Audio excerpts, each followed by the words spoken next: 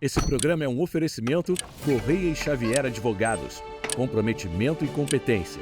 E Grupo Épicos Outlier. Excelência em contabilidade, compliance e controladoria. Canal Universo Equestre apresenta Tô na Pista, com Luiz Fernando Monzon. Olá, amigos. O Tô na Pista está de volta. Como você sabe, toda quinta-feira, às 19 horas, um programa inédito, trazendo uma grande personalidade. E hoje tenho o prazer de receber André Giovannini. André, muito bem-vindo. Obrigado, amigo. Obrigado. Estamos aqui para compartilhar um pouquinho da experiência com vocês aí e parabenizar o Monzon pela iniciativa. Vamos lá. Essa é a ideia, levar informação de qualidade, experiências, para que vocês não tenham que cometer erros para descobrir as soluções. André, onde é que o cavalo te encontra? Como é que você começa nisso? Monzon, eu sou de Limeira, o interior de São Paulo, e lá tem uma feira chamada Facil, que é a Feira Agrocientífica Industrial de Limeira. E em 1980 eles fizeram um pavilhão de cocheiras e uma pista, onde hoje ainda é a hípica de Limeira, e alguns criadores, pessoas que montavam a cavalo, levavam seus cavalos lá e deixavam a gente passear nos cavalos. Isso daí eu tomei gosto por isso. Depois que terminou a Facil, essas pessoas continuaram lá, eu comecei a frequentar, comecei a montar e até 82 foi assim, onde foi fundada a hípica de Limeira. E aí contrataram um professor, um coronel da Polícia Militar de São Paulo, o Coronel Franz, que ia lá nos dar aulas 3 vezes por semana, e aí a coisa foi rolando dessa forma. Fluindo. Foi fluindo. Não era de família, não tinha Não. cavalo em casa, nem ninguém da família montava. Contato zero com cavalo, família, minha mãe e meu pai nem chegam perto de cavalo. Você começou com que idade? Comecei com 10. 10 anos? 10 anos. Bem jovem ainda. É, bem jovem ainda. E aí meu irmão veio a montar, minha irmã veio a montar, mas só eu segui da família toda. Perfeito. Falando disso, você aparece nos campeonatos, como é que foram as primeiras provas? Era na ABIR, já tinha ABIR, como é que era?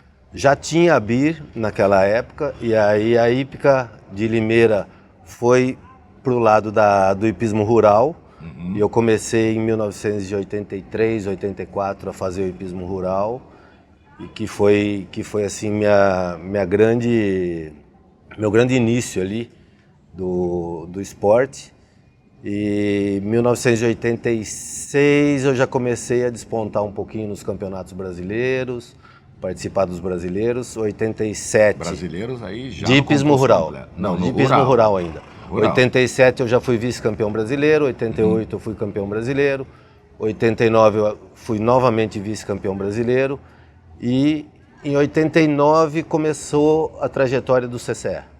Muita gente do hipismo rural descobriu o concurso completo, né?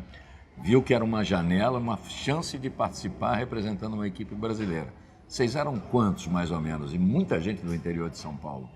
Muita gente do interior de São Paulo que praticava o hipismo rural, que é uma modalidade, assim, digamos que tem muita coisa a ver com o concurso completo, porque o que eu vejo a maior dificuldade do concurso completo é o cross, né? O cross country. E a gente, como tinha muita intimidade com o cross, desde os 10 anos de idade fazendo cross ali, e o CCE surgiu uma oportunidade de representar o país, de ir para uma Olimpíada, de ir para um Pan-Americano, um Sul-Americano, coisa que o hipismo rural é uma modalidade só praticada aqui no Brasil. Me lembro os nomes aí importantes dessa época tua. Lúcio, né, o Luciano Miranda Drubi, que meus companheiros de equipe dos Jogos Pan-Americanos, o Rui Leme da Fonseca Filho, o Guega, o Sergei Fofanoff, Luciano Miranda Drubi, eu. Aí a gente tinha Ademir de Oliveira, Mário Zanotelli, Artemus de Almeida, Lourenço Vieira da Silva, Márcio Carvalho Jorge, tem uma galera, Sérgio Marins, que vem daí. Alguns um pouquinho antes, outros um pouquinho depois da minha trajetória ali no CCE, mas essa galera toda participante. E aí você foi crescendo dentro do CCE, a grande dificuldade dos brasileiros vindos dessa origem tua, era realmente se entender com a prova do adestramento. Começaram a ter aulas disso, melhorar esse primeiro dia de provas, né, que é importantíssimo no CCE também. Isso, exatamente. O adestramento era o grande problema nosso. Claro. Porque saltar, a gente já saltava há muitos anos. O cross, a gente tinha muita intimidade com o cross, que pra gente era uma coisa assim, entre aspas, mais fácil. O adestramento, a gente tinha algumas aulas, mas assim, era muito pouco. Em 93, eu fiz na época era um 1 estrela que qualificava para um 3 estrelas. A gente não tinha nem noção do que era um 3 estrelas. Certo. Trazendo para o mundo do salto, você fazia uma prova de 1,20 m e se qualificava para uma prova de 1,45 m, 1,50 m. Então eu fui para esse 3 estrelas sem noção nenhuma do que era. Cheguei lá, saí em último no adestramento. Certo. Tomei uma queda no cross, naquela época eu também poderia montar e terminar, eu terminei o cross. E aí fizeram no salto no último dia. Daí eu pensei assim, pô, eu preciso me dedicar ao adestramento. Meu ponto fraco.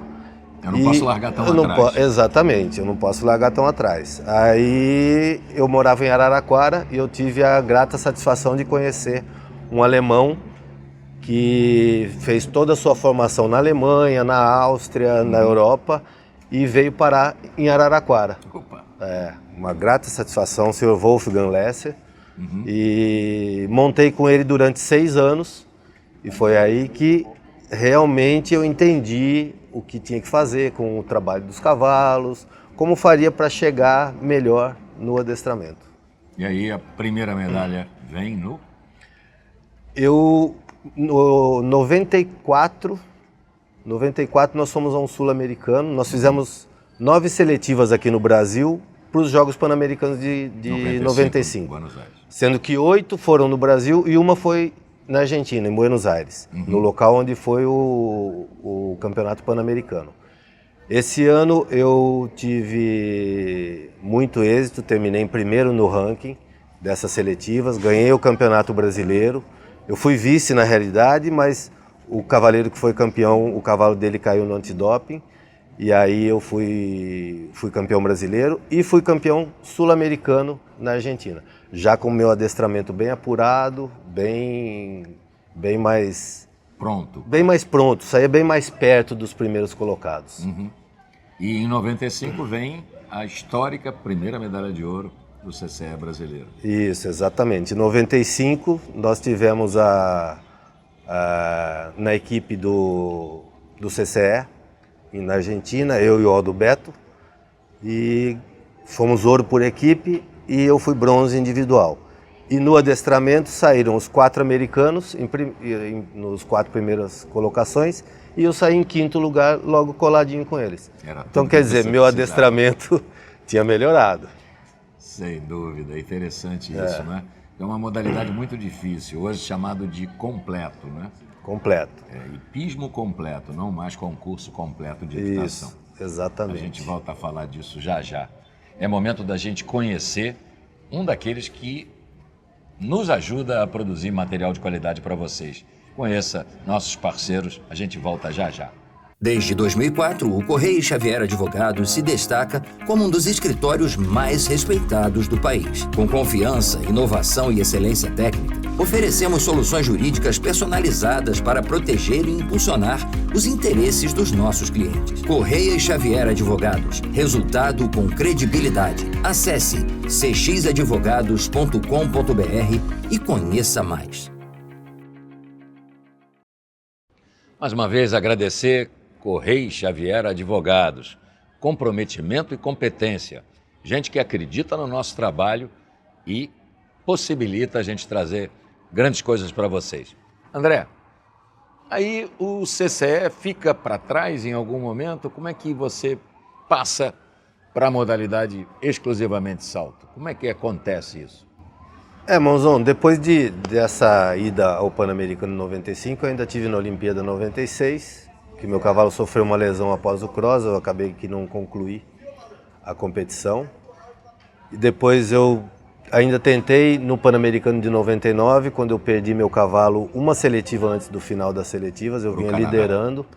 para o Winnipeg. Eu vinha liderando as seletivas, meu cavalo teve um problema e acabou morrendo. Aí começa a ficar difícil a situação, tal, e minha filha, já tinha uma filha, a filha crescendo, e eu resolvi abdicar da minha carreira como atleta de alto rendimento e me dedicar um pouquinho mais à família, um pouquinho mais aos alunos e poder passar essa experiência para os jovens que iniciam o esporte aí. Uhum. E como é que isso acontece? Isso acontece em muda de modalidade, muda de estado. 2004, muda de modalidade, muda de estado, mudança total. Fui para a Bahia, tive uma oportunidade de ir para a Bahia e aproveitei essa oportunidade. Saudoso Jaguar. Saudoso Jaguar, foi muito bom o tempo do Jaguar, que nós passamos lá com a Marli e com o Marcos.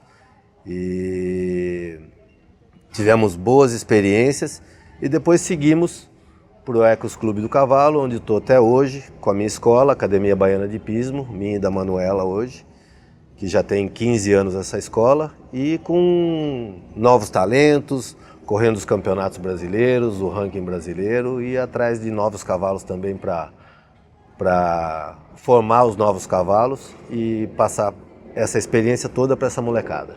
Sem dúvida. Hoje, como é que está a escola lá? Como é que funciona o teu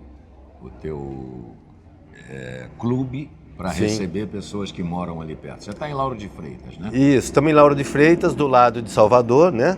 Região metropolitana. Nós temos a escola ali que começa com aulas lúdicas para crianças a partir de 2 a 3 anos e depois ela se estende até o 80 centímetros, que é o final da escola. Temos 6 instrutores trabalhando, 26 cavalos, uma estrutura bem bacana, onde as pessoas podem ir lá nos visitar. E temos a parte também dos proprietários, que temos uma equipe liderada por mim, onde as pessoas podem competir, levar seus cavalos para outros estados. Estamos no Campeonato Brasileiro. Do Circuito Nacional de Salto. Isso, participar do Circuito Nacional de Salto. E lá também a gente tem a nossa base para formar nossos cavalos novos. A gente cria um pouquinho, comecei a criar uns 3 anos atrás. E temos os cavalos novos, a gente usa essa base para formar esses cavalos novos e depois mandar para competir em São Paulo. É isso aí, Ecos Clube do Cavalo. Você que está aí perto de Lauro de Freitas, não deixe de conhecer. É um lugar encantador. Bom, hoje como competidor, você só na preparação de jovens animais, preparando animais para os alunos? Isso, exatamente. Para competir, hoje não é minha prioridade a competição. Minha prioridade são os alunos e são os cavalos jovens que eu apresento até 5, 6, às vezes até 7 anos de idade. E depois eu mando para São Paulo para eles poderem, onde tem mais competições e mais oportunidade deles aparecerem. E aí a gente envia para um cavaleiro que é parceiro nosso em São Paulo para poder seguir a carreira desses cavalos. Perfeito. Tá? E agora, projetos novos? Os projetos novos, a gente tem alguns cavalos novos no circuito nacional, 6 anos, 7 anos, 8 anos, tem cavalos novos chegando, tem alunos chegando e para as competições nacionais e isso daí é o nosso foco hoje ali dentro da escola. Maravilha. Eu tentei te convencer a conhecer um pouco do que está acontecendo hoje dentro do Anglo-Árabe, né? Você lembra bem disso? Falei do trabalho do Vogas Valença, nosso amigo aqui, o Eduardo. E você tem uma história interessante com isso, porque teu cavalo do Pan-Americano tinha sangue árabe, né? Isso, exatamente. Aldo Beto, filho do Albadi. E ele foi meu companheiro no Sul-Americano, ele foi meu companheiro no Pan-Americano e foi meu companheiro na Olimpíada. Excelente cavalo, cruza árabe. Isso, né? Porque não era com inglês, então era cruza árabe e não anglo-árabe. Exatamente, um cruza árabe espetacular, 1,58 m, muito corajoso, muito resistente. Eu sou muito grato a essa raça que me ajudou muito no esporte, eu acredito bastante, já montei vários ângulos e agora nós temos um novo projeto, né, no Brasil, que é o Anglo-Árabe CZ, cruzado. Sim. Que será cruzado com raças, vamos chamar de alienígenas, que são exatamente as raças formadoras também do BH. Né? Sim. Então a gente vai aproveitar essa parte de rusticidade, coragem e inteligência do Anglo-Árabe, dar tamanho e potência para os cavalos através das raças que são formadoras do brasileiro de pismo e do próprio brasileiro de pismo aprovado. Que é o que eles precisam somente de tamanho, né, Monzão? Isso. Porque eles são muito espertos, eles aprendem muito rápido, eles têm muita resistência, eles são ágeis, então eu acho que se der tamanho, isso daí tem tudo para ser um sucesso. E tem esse pessoal que é amante do cavalo árabe, que a gente está no grupo com eles lá e eu acompanho sempre, acompanho de perto. E acredito muito nessa criação. Está muito no começo, mas como tudo tem que começar porque logo vai surgir um ou outro cavalo muito importante aí. A gente nem sente passar porque daqui a 3 anos vão estar nascendo 12, 15 animais que vão estar na época de doma e a gente vai conhecer exatamente o que isso pode render, né? Principalmente para a fase intermediária, né?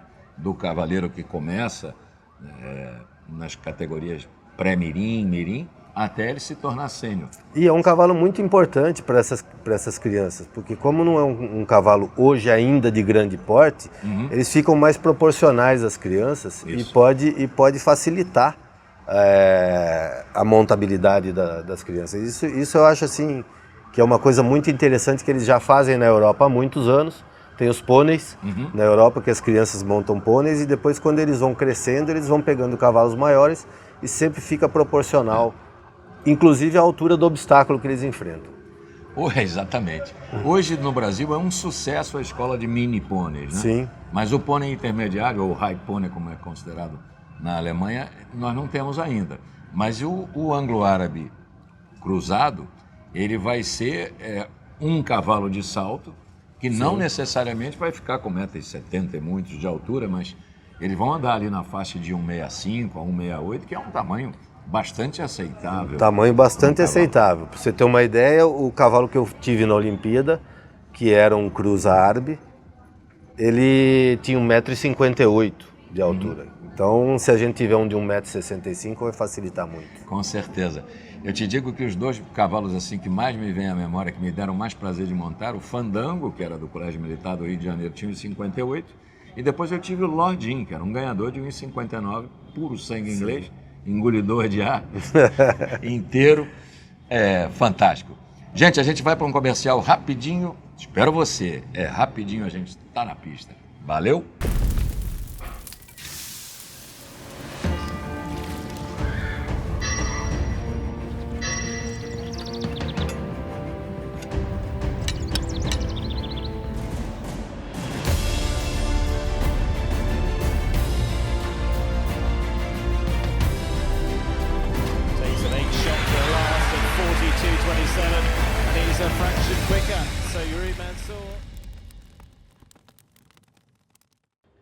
Falei para vocês que era rápido.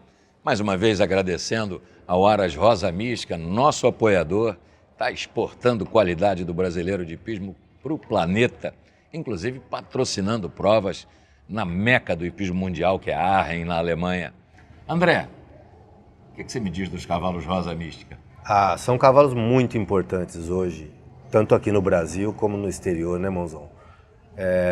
A gente vê aí alguns cavalos deles já despontando no hipismo mundial.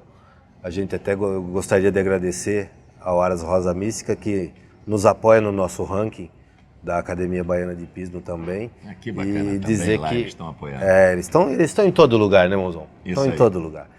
E a criação espetacular deles é um exemplo para todo o Brasil. Sem dúvida. Leilões vem contando essa história, né, da evolução do cavalo brasileiro de hipismo. Os preços realmente estão subindo na medida da qualidade dos cavalos que vem crescendo. Ainda é muito interessante comprar cavalos no Brasil. Os leilões feitos no Brasil em 40 parcelas, quando a gente conta isso na Europa, eles morrem de rir, não existe isso lá. Então a condição de você comprar um cavalo no Brasil com a qualidade que já se aproxima e às vezes até ultrapassa a qualidade europeia, nas condições brasileiras, é espetacular. Eu acho que temos tudo para crescer nesse esporte. Sem dúvida. Com essa evolução. Sem dúvida. Essa evolução e, como você falou, a facilidade de comprar um cavalo aqui no Brasil, pagando em 40, hoje até 50 parcelas. Tem leilões aí. Então, essa qualidade de cavalo com a facilidade tem tudo para o Brasil despontar aí mais um pouco ainda no esporte mundial. André, muita gente fala de construtores de cavalo, né? Pessoas que se dedicam a pegar o cavalo ali logo após a doma e ir paulatinamente levando ele. Você, por exemplo, qual é a tua opinião? É necessário apresentar o cavalo aos 4 anos? Ou você pensa como o Neco, que diz, olha, esquece, são 4 anos, vou apresentar o cavalo com 5? Ou você acha interessante pegar o cavalo e rodar ele um pouco em prova a partir já dos 4 anos hípicos? Monzon, eu acho que não vejo tanta necessidade, porque eu acho mais importante o cavalo passar pela sua infância. Eu vejo que o cavalo de 4 anos é um cavalo, uma criança ainda. Um bebezão. Então, ali a gente doma aos 3,5, a gente faz assim, a gente doma aos 3,5, solta o cavalo novamente, depois aos 4 a gente pega e bota um trabalho simples nele no dia a dia, quase sem saltar, mais o trabalho de distração para ele se divertir, as varinhas no chão, ensinando umas poucas coisas para eles. No final do ano de 4 anos a gente leva em uma provinha ou outra baixinha, e daí os 5 anos, do meio do ano para frente, que a gente começa a botar ele em competição para ele poder realmente começar a sua vida esportiva. Certo. Entendeu? Então, aos 4 anos, a gente praticamente deixa ele passar, curtir sua infância e ele começar a entender que ele vai ter que trabalhar. Sim. que não tem almoço grátis. Que não tem almoço grátis. Mas os 4 anos eu acho importante ele ainda se formar, porque a gente começa a construir musculatura, ligamento, tendões. Então, eu acho tudo essa parte importante para ele terminar a formação. Obviamente que você lá tem apoio também de veterinários que acompanham essa parte. Isso é fundamental para quem começa, né? Desde o começo, né? Desde que o potro nasce ali, os veterinários, a formação dos cascos, os aprumos, são muito importantes. E essa fase dos 4 anos também, porque o cavalo vem a colocar ferradura, vem a mudar o habitat, né? Ele vai viver numa cocheira, muito mais do que viver solto. Então, isso daí é tudo muito importante e leva tempo para o cavalo absorver isso tudo. Então, se você faz isso com competição, com viagem, com tudo, pode ser que o cavalo, né? E também a parte física, que eu acho que é a mais importante nisso daí. Porque muitos cavalos começam com os 4 anos e aí a parte física dele não chega lá na frente, ela não suporta porque não teve uma base muito bem feita. Perfeito. Começa a ter micro lesões que vão crescendo, os problemas vão aparecendo e a gente às vezes olha um cavalo de 10 anos de idade se deslocando como um de 20, né? Exatamente. Como você deu o exemplo do Neco, o Neco sempre fala, né? Um salto, hoje é um salto a menos lá na frente. Lá na frente. No primeiro bloco a gente falava do Wolfgang Lesser, que foi o alemão que me deu aula durante 6 anos. Na época de 94 que eu fiz as seletivas, ele não me deixava saltar com o cavalo. Ele falou assim, seu cavalo já saltou muito, vocês sabem saltar, sabe saltar cross, vocês precisam aprender a trabalhar, vocês precisam aprender a se comunicar um com o outro que o salto vai acontecer. E aí eu saltava meu cavalo, a gente colocava meu cavalo no elíptico, né, no redondel de Liberdade, para saltar uma vez antes de ir para as competições de CCE. Em Liberdade. E eu chegava lá sem saltar montado. Certo. Eu saltei naquele ano, eu fiz 9 competições, eu saltei 9 vezes montado. Nele só. Nele só lá, ele só saltou isso naquele ano. E a partir daí eu comecei a entender que você, para saltar, você precisa ter o controle do seu cavalo. Que as pessoas falam assim, distância, distância. A maioria das pessoas sabe onde é que tem que colocar o cavalo para ele poder executar o salto. Só que a maioria das pessoas não tem controle para colocar a pessoa o cavalo naquele local. Então, eu dou muita ênfase ao trabalho, falo para os meus alunos que a gente tem que trabalhar o cavalo corretamente. Não é só chegar na hípica e saltar o cavalo. Saltar é uma delícia. Isso. A gente vem aqui para saltar, mas a gente tem que trabalhar muito bem o cavalo para saltar bem. Exato. E não somente para saltar. Eu faço uma comparação, toda vez que a gente conversa sobre isso, eu digo, se você tem uma pista com 10 obstáculos, vamos chamar de 10 obstáculos, para ficar simples de entender, provavelmente as faltas acontecerão do 6º para lá. Ou seja, depois da sequência, você vai perdendo o controle, o cavalo vai ficando nervoso, Sim. ele cansa um pouquinho também e as faltas acontecem. Então, se você pudesse parar no meio do percurso, botar o passo, relaxar o cavalo e terminar, ninguém fazia falta em prova alguma. O grande problema é fazer do primeiro ao último, tendo o controle, variando o ritmo, ampliando o lance de galope, diminuindo o lance de galope, e que ao final do trabalho, o que eu mais gosto de ver, o cavalo que cruza a bandeirola, o cavaleiro praticamente relaxa na sela, solta a rédea, o cavalo pega o passo e sabe que o serviço dele acabou. Esse é o Quando perfeito. você chega nesse ponto, não é? Você começou a entender o que é esse contato, essa relação. Exatamente. O cavalo começa a entender perfeitamente aquilo que ele tem que fazer durante a prova. Mas isso é muito trabalho de plano e pouquíssimo treino para saltar. Pouquíssimo treino para saltar. E fazer a coisa no dia a dia o mais simples possível. Você com bastante trabalho de plano, você para aquecer, você faz ali 6, 7, 8 saltos. Para aquecer, vai lá, faz um percurso bem feito e chega. Sim. E chega. Esse é o treino perfeito para mim. Não é aquele treino que você faz uma, Vem de duas, novo, três, quatro, vem de novo, repete essa linha, faz isso de novo. O cavalo vai cansando, o cavalo vai perdendo a vontade de Isso. fazer, vai perdendo aquele tesão de executar e o cavalo precisa sair da pista feliz. Ele precisa olhar você quando você chega na hípica e falar, opa, o Monzon tá aí, Chegou, olha que que legal, bom, vou sair daqui que bom. e vou me mexer. E aí ele ir para a pista feliz e voltar para a cocheira feliz. Aí ele vai naquele meio para frente do percurso que você falou, que ele se cansa, tal, ele vai se esforçar um pouquinho mais para você. Exatamente. Que é o cara legal. Vai te dar além. Vai te dar além, exatamente. É isso aí. Minha gente, é isso. Sempre é bom conversar com quem conhece, com quem tem experiência. André Giovannini, prazer enorme em tê-lo aqui. E aí, qual seria assim o teu último recado para quem está nos acompanhando? O que você acha que ainda falta para a garotada que está aí começando no esporte, que tem como objetivo chegar no ponto mais alto?